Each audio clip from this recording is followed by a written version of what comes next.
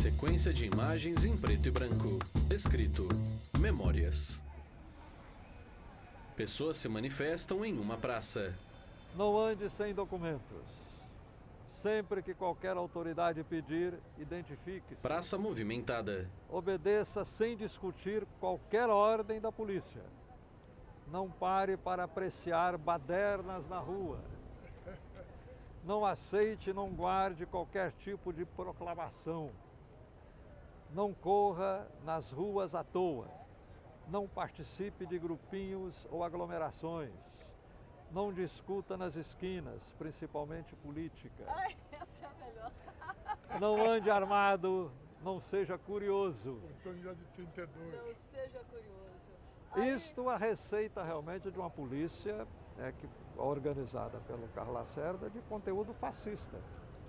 Hoje a gente vê isso com muito riso, né? Mas era um conteúdo fascista realmente que eles estavam querendo impor aqui. Que era o que iria impor no Brasil se não tivesse a luta pela posse do Jango e o Jango não tivesse tomado posse. Fizeram depois, com o golpe militar de 64. Sequência de imagens antigas de acontecimentos históricos e manchetes de jornal.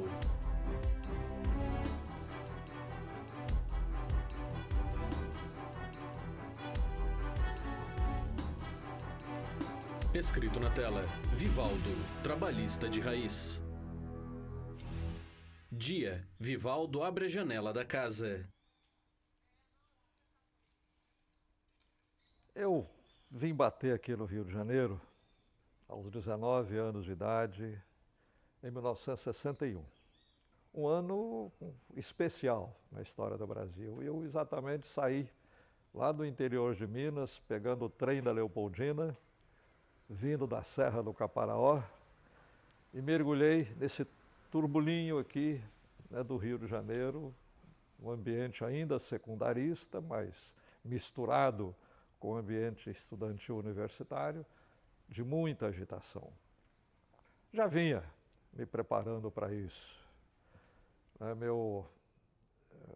Fiz estudos interno e externo no Colégio Católico, Colégio Pio XI, em Manhumirim, dos Padres Sacramentinos. Fiz o primeiro ano primário, primeiro e segundo ano primário na cidade de Jequitibá com meus avós, Chico Lopes, que era São Francisco, Chico Lopes era o nome dele, que tinha uma venda no final da rua, no final da cidade. A cidade terminava com a venda do meu avô. Depois eu fui para a casa da minha avó, fazendo também o curso primário, morando com ela na fazenda e vindo todo dia, vindo e voltando para o grupo escolar da cidade de Santana, na época, Pequiá, na fronteira do Espírito Santo com Minas Gerais, né? E ela era prima, era da família dos Santos Dumont. Embora ali naquela precariedade da vida, da roça, mas ela cultuava muito valores assim de pátria, de nacionalidade, de figuras da história. Aquilo me povoou muito a minha mente, né, de infância. Imagem aérea de montanhas.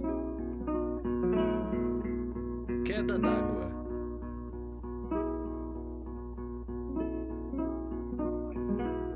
Pessoas caminham em uma plantação.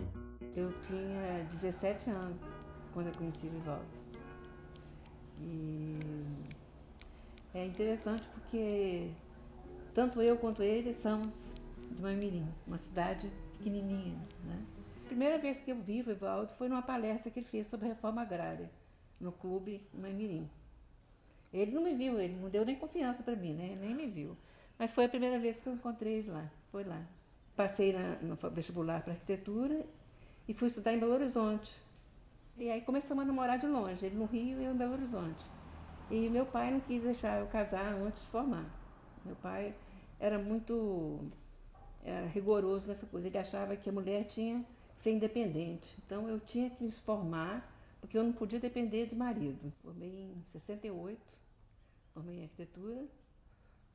Formando uma semana, na semana seguinte casamos. Na semana seguinte nós casamos.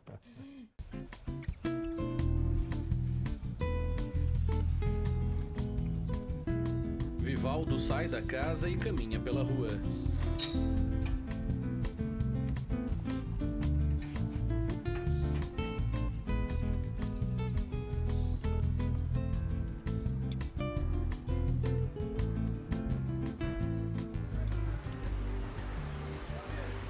Ele se aproxima de uma barraca.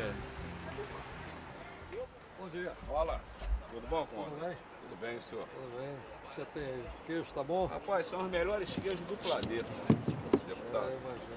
Só coisa boa. Você quer Mas provar? na minha preferência é esse É aqui o mesmo. canastra. Ele é um braço. Até já então. Em outra barraca, ele toma água de coco.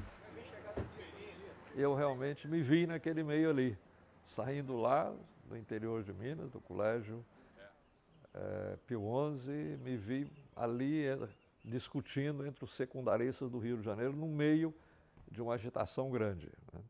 E aí acontece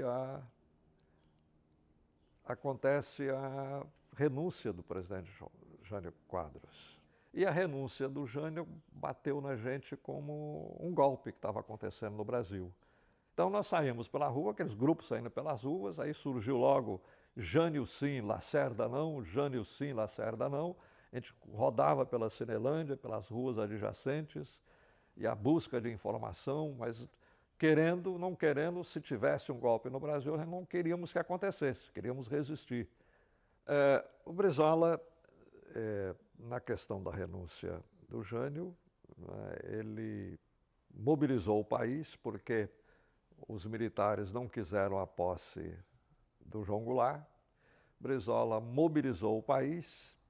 Brizola usou o sistema de rádio, conexão de diversas rádios país afora, montou-se uma rede chamada Rede da Legalidade, que Brizola fazia pronunciamentos constantes, e nós ficávamos ouvindo os pronunciamentos de Brizola. Imagens antigas. Aí realmente Brizola tornou-se um líder nacional, naquele momento ali, admirado, e ele ficou o centro da resistência. Não desejamos o caos, não desejamos a luta, nós queremos que reine a paz. Os ministros militares cederam, porque foi promulgado a emenda parlamentarista que tirava poderes do Jango. O Jango aceitou até acontecer um plebiscito que depois devolveu todos os poderes presidenciais a ele. Então isso foi um momento ali muito marcante, né, na vida do Rio de Janeiro, na minha vida vindo do interior para fazer curso de Direito aqui no Rio. Fachada de um grande prédio. O trabalhismo é um fenômeno internacional, ele surge sobretudo, né, a partir do movimento operário inglês, está relacionado exatamente às lutas, Dulce né, da classe Pandolfi, trabalhadora por seus pesquisadora da direitos. Fundação No Getúlio Brasil ele Vargas. está muito associado a Getúlio Vargas.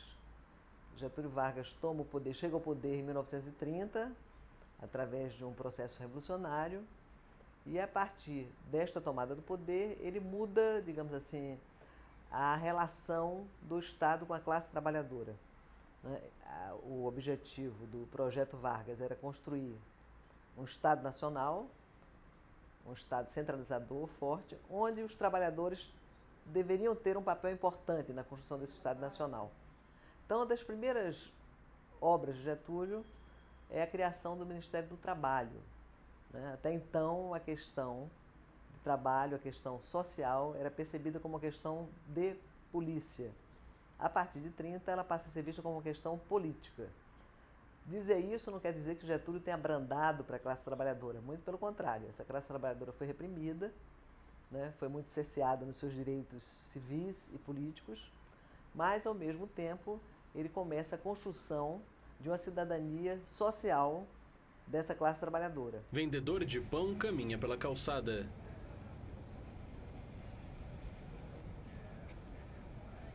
Ele entrega um saco de pão para um homem sentado na rua. Ele vai embora em sua bicicleta.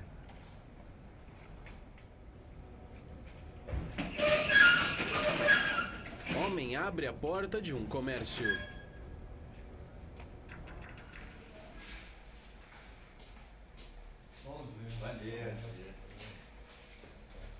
Vivaldo entra em um prédio. Ele e um rapaz estão em um estúdio de rádio. Bom dia, Rio. Bom dia, Brasil. Bom dia, cariocas e fluminenses. Bom dia a todo o povo brasileiro. Hoje é quarta-feira, dia 19 de outubro de 2016. Imagens do Rio de Janeiro.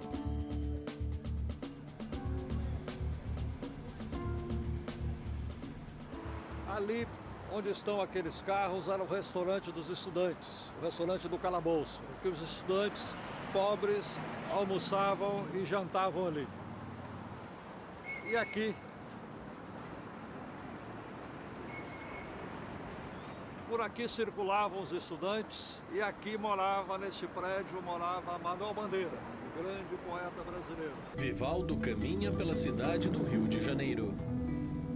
Vivaldo Barbosa se aproxima de um prédio.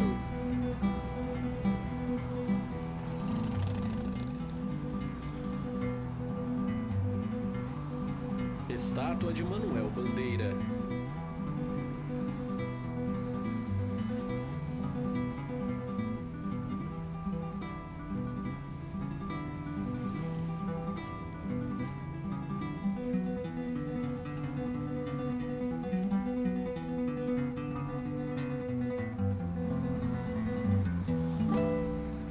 Então, é em cima dessa, digamos, dessa proposta centralizadora, né, voltada para o Poder Executivo, onde você não tem Poder Legislativo funcionando e o Poder Judiciário completamente comprometido também com o esquema varguista, que o trabalhismo vai se firmando no Brasil.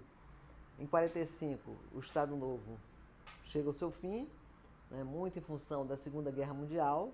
O Brasil vai participar da guerra ao lado das nações aliadas, né, e fica uma certa incoerência como é que o Brasil está lutando lá fora pela democracia e aqui dentro vivendo um regime ditatorial. E nesse momento, né, no final, em 45, é criado o Partido Trabalhista Brasileiro, por essa elite estado-novista, um partido vinculado aos trabalhadores, mas criado em cima dessa estrutura sindical, que será mais tarde o partido do Leonel Brizola, o partido do João Goulart, né, que foi um partido, digamos, fundamental nesse regime democrático que vigorou no Brasil de 46 até 64. E do subdesenvolvimento. Vargas para o povo continua um símbolo de progresso e de justiça social. O presidente João Goulart, que defende com ardor as reformas de base, principalmente a reforma agrária, comparece à grande concentração popular e ali expõe os altos propósitos do seu governo nesse sentido. Foi muito impactante o golpe, né? Eu estava engajado no movimento estudantil, o golpe foi repressor, né? E o avanço da ditadura militar foi aqueles que tinham pendor e caíram na guerrilha, né? Na luta armada. Eu e outros não tínhamos esse pendor, essa natureza, e fomos gradativamente nos afastando da atividade política quando eu me formei já num ambiente sem atividade política, o que depois me levou como única solução a atividade de ensino. Aí eu fui fazer cursos na Fundação Getúlio Vargas, fiz um curso lá, depois fui trabalhar nesse curso como professor e coordenador administrativo do curso da Fundação Getúlio Vargas. Isso me possibilitou fazer um curso nos Estados Unidos, na Universidade de Harvard. Fui fazer curso de mestrado, depois curso de doutorado em Direito. E fazendo o curso de doutorado, foi quando o Brizola já estava no exterior, saiu do exílio do Uruguai, já estava em Nova York. E aí tivemos contato com ele lá nos Estados Unidos. Fiz contato com ele, já estava nas vésperas da anistia. Ele retornou ao Brasil, ainda fiquei terminando o meu doutorado. Quando eu retornei, eu retomei os contatos com ele e vim trabalhar com ele na campanha de 82, na campanha para governador de 82, e depois fui ser o secretário de Justiça do governo Brizola a partir de 83.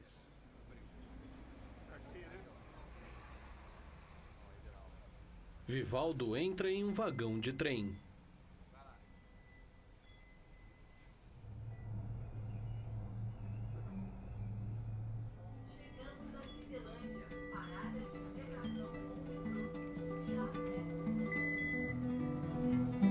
Ele sai do trem e caminha pela rua.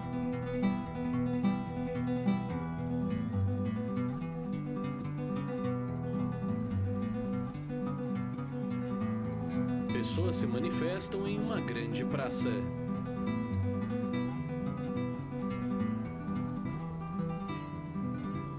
Vivaldo conversa com dois homens.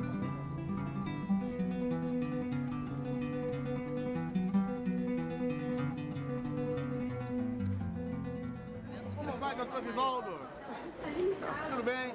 Esse é o homem que levou Roberval junto Batista, a Secretaria de presidente Estado do de Conselho Justiça, Político das Favelas do Rio de a Janeiro. cidadania para as favelas, a regularização das terras no governo Brizola, junto com o Nilo Batista e também no governo Brizola com o Darcy Ribeiro. Houve essa mudança, doutor Vivaldo Barbosa trouxe isso, trouxe cidadania, justiça para as 1.500 associações de favelas do estado do Rio de Janeiro em 1982. Brizola rompeu o direito, aquele bloqueio babacacional que pobre não podia fazer teatro, pobre não podia fazer cinema, balé, nada disso. Darcy Ribeiro vindo aquilo, revolucionou. Falou, não, Brizola, eu sou cultura, eu sou antropólogo, eu sou Darcy Ribeiro. E a favela foi invadida com música, teatro, cinema, cidadania, através desse homem que foi o nosso secretário de Justiça. Costumava-se no Rio de Janeiro despejar comunidades inteiras por questão de posse de terra. Vinha lá um grileiro, arranjava um documento aqui, obtinha do juiz um mandado de reintegração e sempre se despejava. Isso no Brizola mudou por completo. Eu vou relembrar aqui um fato histórico. Quando nós perdemos a sigla, nós nos reunimos aqui no hotel, aqui na Cinelândia, e ali Brizola chorou e todos nós vimos... Esse é o episódio, só para esclarecer, esse é o episódio que o Boegas está lembrando. O Brizola tentou refundar o PTB, Partido Trabalhista Brasileiro. Depois de uma armação jurídica no TSE, o Golbery do Couto e Silva. Inventaram o Lula. Inventaram o Lula. Enfim, tiraram o PTB das mãos de Brizola. Ele então fundou o PDT. O ICIEPS foi o melhor e o maior programa educacional que eu acho que o país já teve. Mas não é essa a educação integral que a gente está vendo aí. Não é essa de em qualquer escola, enfia as crianças, fica lá e nada de desenvolvimento. Não tem aquele movimento cultural que foi pensado pelo Darcy Ribeiro, né?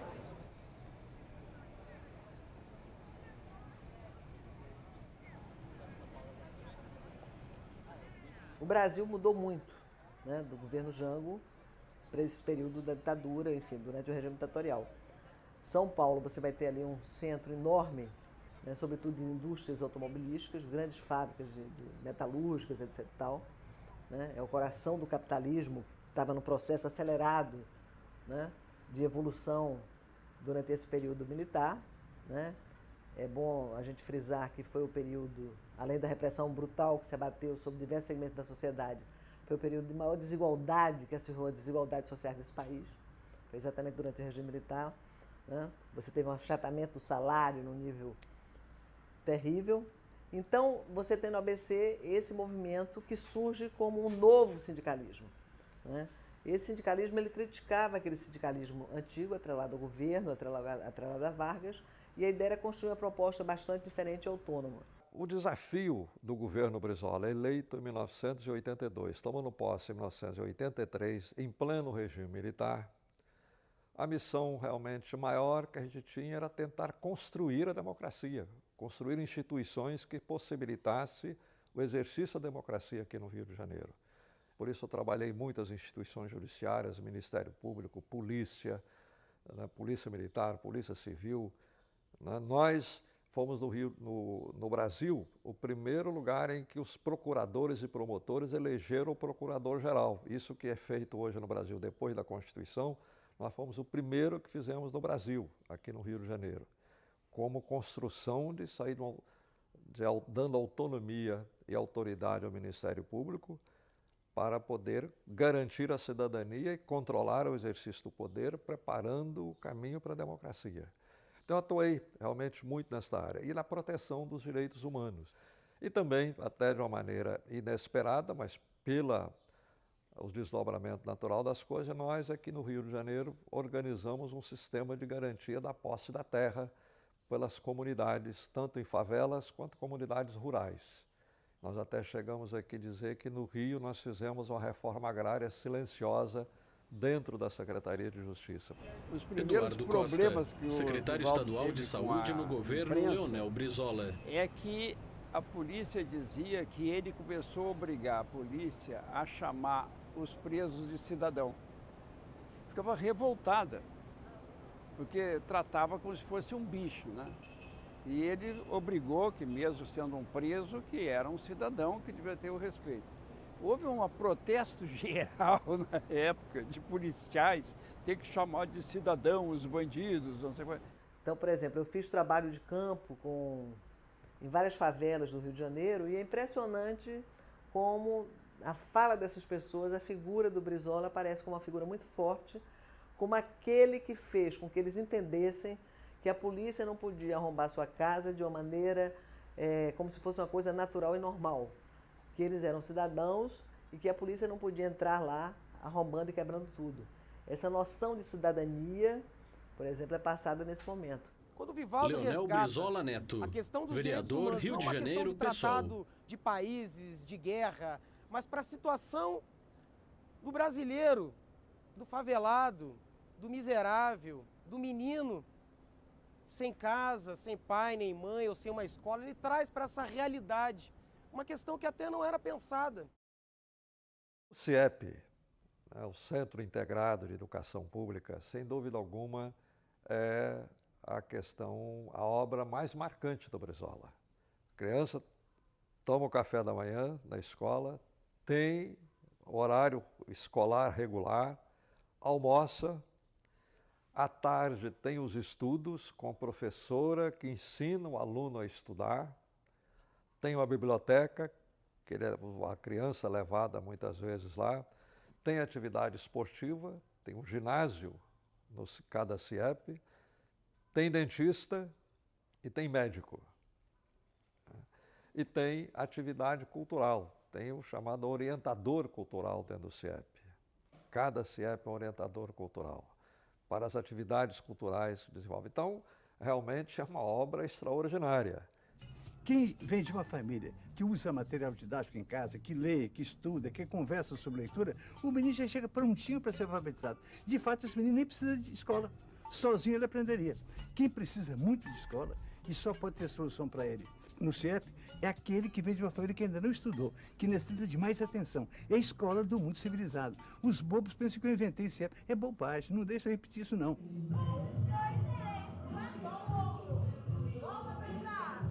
O incrível que acontece, o Brizola confiava muito de que o projeto educacional dele, do CIEP, era uma coisa tão importante que a população, as comunidades agarrariam esse projeto, levariam avante e não permitiria que nenhum governante pudesse retroceder e destruir. É evidente que isso era uma crença política que não se realizou. O Brizola, o Darcy Ribeiro perdeu a eleição para Moreira Franco, aí o Brizola retorna ao governo do Rio de Janeiro. 4 anos depois, volta a ser governador, conclui o programa dos CIEPs, retoma todas as construções abandonadas, retoma e efetiva e conclui os 500 CIEPs. Em cada CIEP, existe 2 moradias em cima de cada CIEP. Em cada moradia é destinada à habitação de 12 crianças, meninos numa moradia, meninas na outra moradia. Crianças que não têm pais, órfãos ou abandonadas ou que não têm pais, não têm lar, que moram lá e estudam durante o dia no CIEP e quando jantam no fim do dia, sobem para suas moradias. Essas moradias eram casais que eram chamados pais sociais. Geralmente casais sem filhos, de bombeiro militar, de policial militar, era a preferência, a indicação que o Brizola escolhia. e que moravam nessas casas. O governador Marcelo Alencar ganhou as eleições depois de Brizola. Em fevereiro, tomou posse em janeiro, em fevereiro não renovou os contratos com essas mães sociais, esses casais sociais. Existiam 4.600 crianças sem lar no Rio de Janeiro, nessa idade de 8, 10, 12 anos, morando nessas casas. 4.600 crianças. Cortaram o contrato, as mães abandonaram, as crianças foram para as ruas, sem destino, sem lar. Isso tudo foi abandonado, foi recursos desperdiçados. Hoje, se você quantificar isso, são bilhões de dólares investidos que os governos posteriores desmontaram. E Darcy, no final da vida, tornou reafirmar que educação não é prioridade da elite. A prioridade da elite é não educar o povo trabalhador, é não criar um senso crítico da população que tenha a capacidade de pegar esse país em suas mãos e construir um país que beneficie a todos.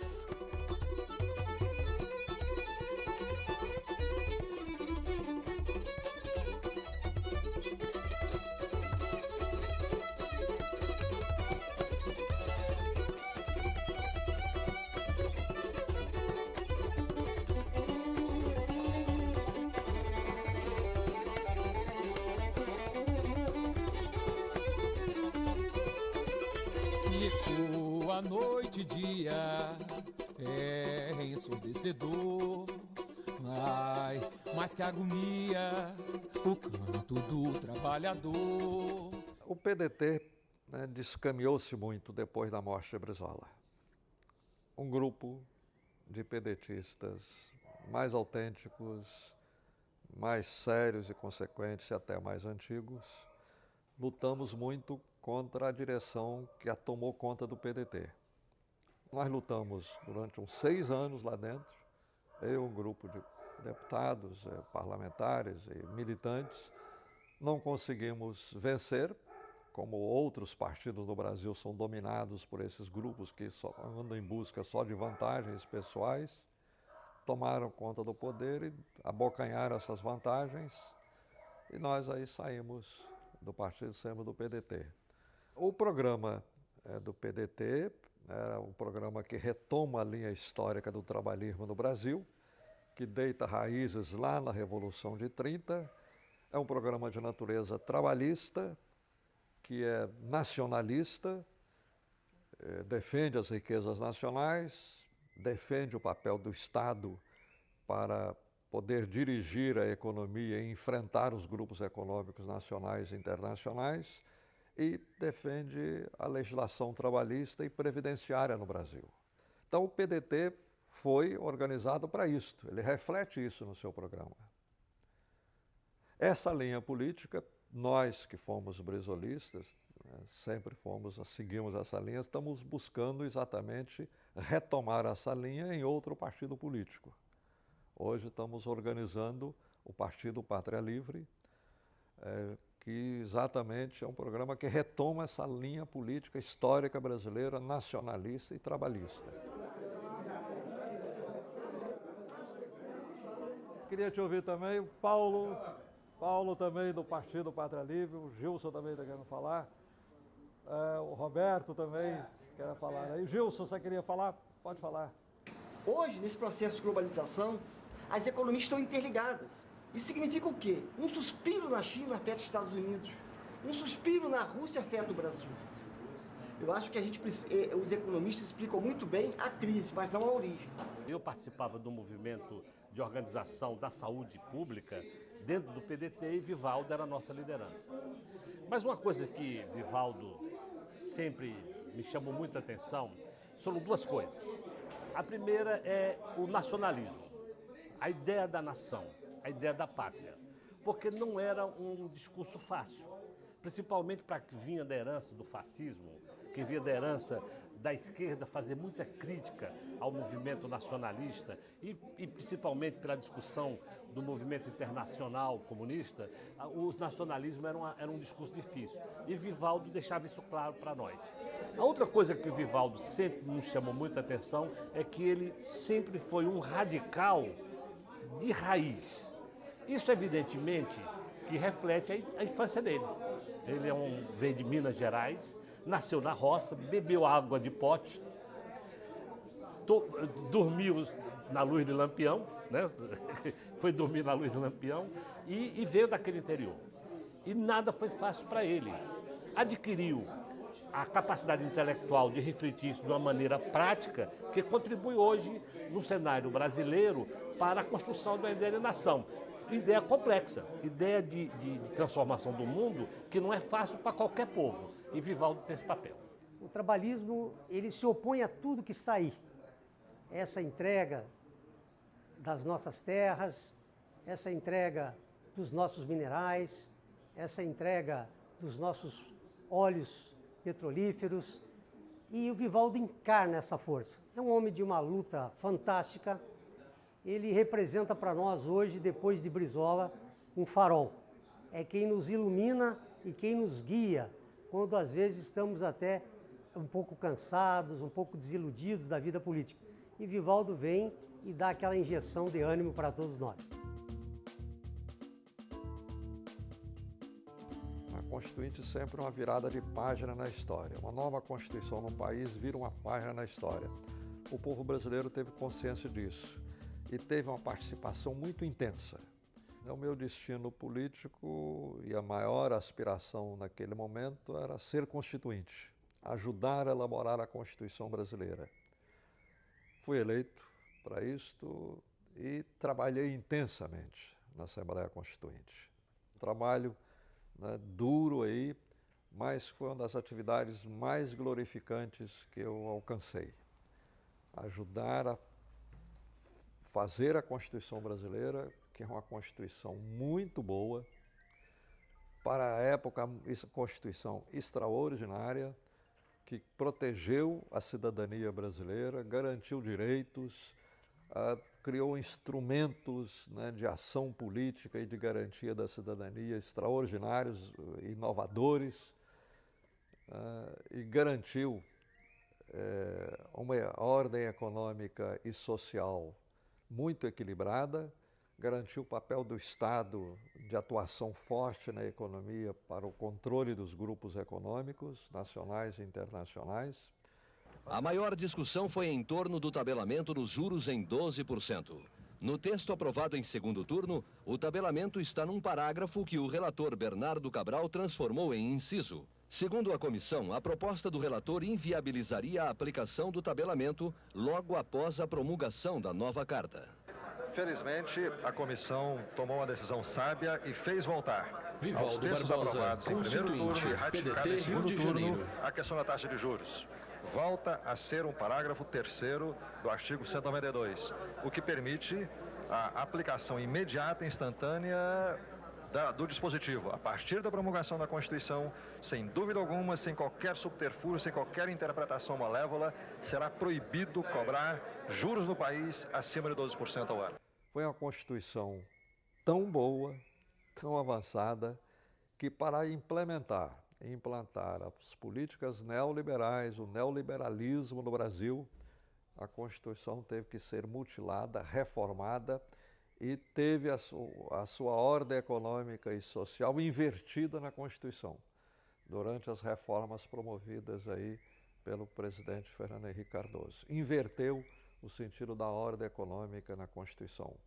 Nós ficamos cada vez mais intranquilos, cada vez mais incomodados de que esse clamor que faz o FMI, que fazem os grupos econômicos internacionais, que faz os grandes grupos econômicos internacionais, os grandes banqueiros, em se abocanhar do Banco do Brasil, em deitar as mãos na Caixa Econômica, em embolsar a Petrobras e a Previdência Social. Eu sempre, como parlamentar, participei muito da linha de frente dos acontecimentos no Congresso, porque fui líder 2 vezes de bancada, sempre participando das articulações e conversações. Nessa época se deu a primeira eleição presidencial brasileira, em que eu era líder da bancada, Brizola, candidato a presidente da República, com Lula candidato, Mário Covas candidato, Ulisses Guimarães candidato.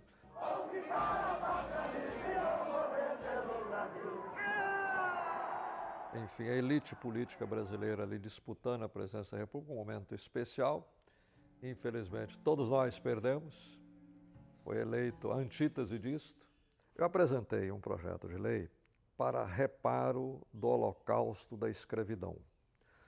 Essa questão das cotas, a política de cotas, é uma coisa muito importante, porque o Brasil deve aos negros africanos que vieram para cá, aos seus descendentes, uma dívida enorme, porque essa gente, por mais de 300 anos, sofreram o holocausto da escravidão aqui no Brasil. Então, eu apresentei o projeto de lei de que era dever do governo garantir emprego para os descendentes de escravos, garantir moradia para os descendentes de escravos, tinham que dar prioridade a projetos habitacionais, de garantir escola para descendentes de escravos como reparação, como direito deles. Escola nível elementar, primário, secundário e universitário, como direito de reparação pelo holocausto da escravidão. É um projeto que tramitou na Câmara. Tinha outros projetos de natureza semelhante, não com essa natureza contundente que eu apresentei, mas de outra natureza também, né, que foi até relatado pelo senador Paulo Paim. Até avançou, essa é uma coisa que avançou. E hoje é traduzido muito com as leis das cotas, mas é muito pouco. Fiz diversos projetos na área de defesa dos direitos dos trabalhadores, na regulamentação dos dispositivos constitucionais. Um dos mais confrontantes, mais debatidos, foi sobre a organização sindical. Porque eu defendo a posição do sindicato único, essa que eu comentava há pouco, defendo a linha do sindicato único que represente os trabalhadores no meu município. Nisso aí eu já brigo com os liberais conservadores e brigo também aí com o PT há muito tempo, desde a Assembleia Nacional Constituinte. Nós ganhamos isso na Constituinte. E eu apresentei projeto de lei em seguida à Constituinte para regulamentar isso aí. Mas nunca consegui aprovar, nunca consegui regulamentar, porque há resistências, apesar da Constituinte, certa ala do sindicalismo brasileiro quer aplicar a pluralidade sindical, muitos sindicatos na mesma base.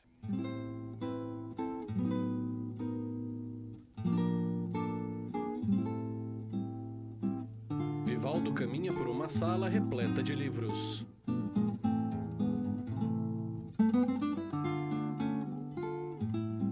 Ele lê o livro sentado em um sofá.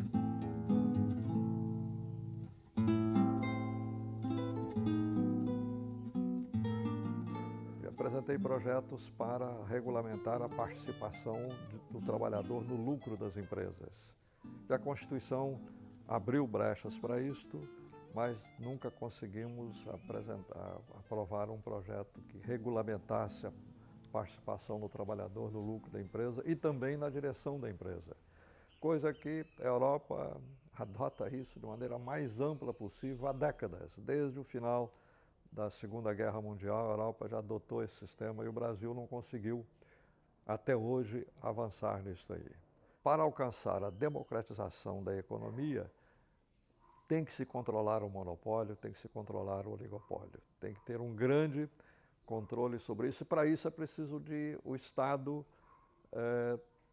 poder agir, poder regulamentar, poder disciplinar a atividade econômica nessa área. É uma área delicada que também apresentei projetos de lei nesta área aí.